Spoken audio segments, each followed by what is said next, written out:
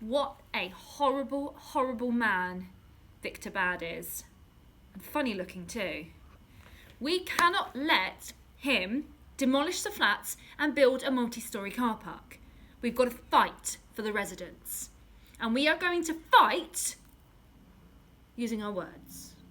Okay?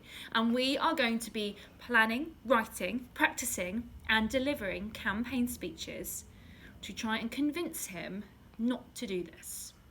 So, yesterday you made posters, today you're planning the speeches.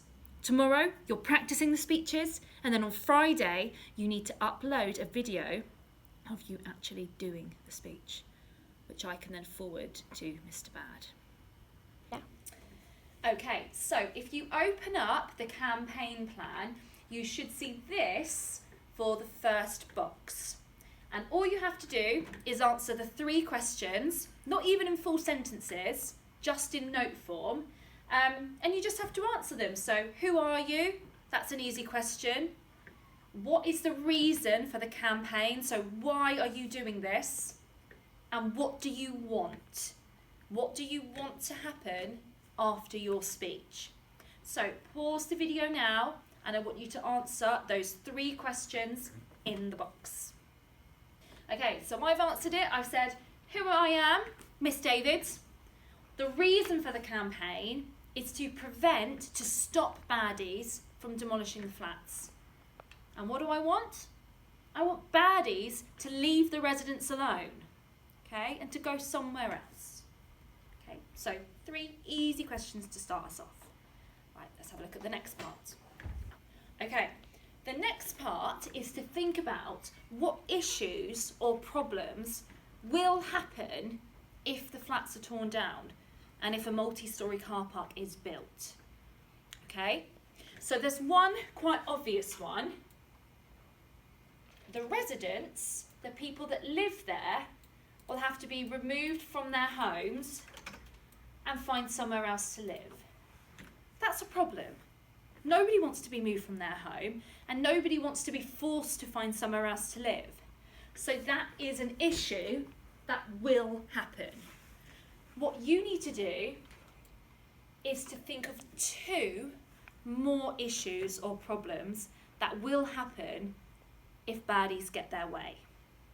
Have a go now. So the next part of your plan is to try and reason with baddies and Mr. Bad, the CEO. Okay, so trying to sort of meet in the middle, make a compromise, or maybe suggest some other ideas that they might be tempted to explore. So instead of knocking down that block of flats where the residents have lived for years and years, could there be another way where the residents still get to keep their homes, but baddies still get their precious car park? So can you list 2 things, just in note form, that you could offer instead so that everybody's happy? Have a go now. Okay, now this bit is the trickiest part, and you need to do this bit very, very neatly, and you'll see why in a moment. So, we have got the list of features of a successful campaign speech. And what you need to do is to weave these features throughout your speech.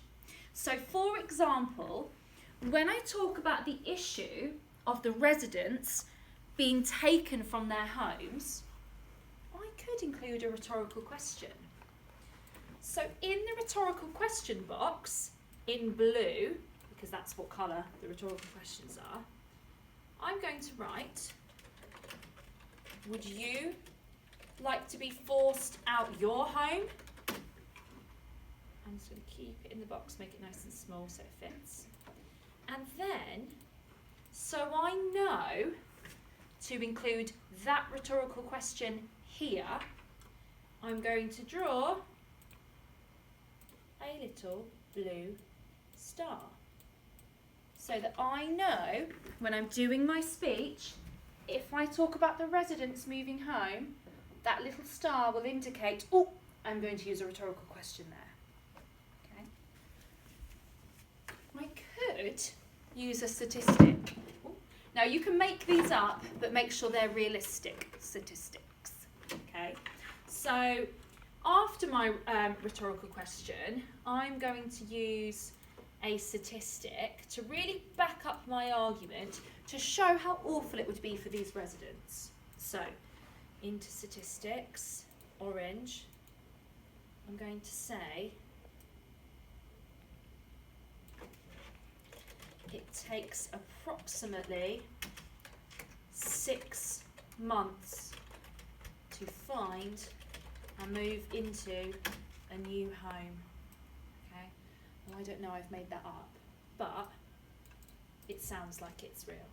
Okay, and if you were a professional doing a speech, you'd definitely make sure your statistics were real, but we're in year 5, we're okay. Okay, so I'm going to say it takes approximately 6 months to find and move into a new home, and I know that that's where I'm going to say it.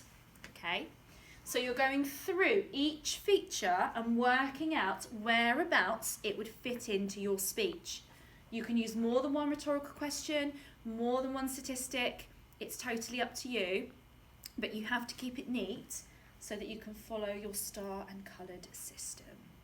Okay, and tomorrow you're going to be practicing, and then Friday you're going to be delivering your speech to somebody in your family or your dog or whoever, your favourite cuddly toy, and then you can film it and send it in, and we will defeat Mr. Bad.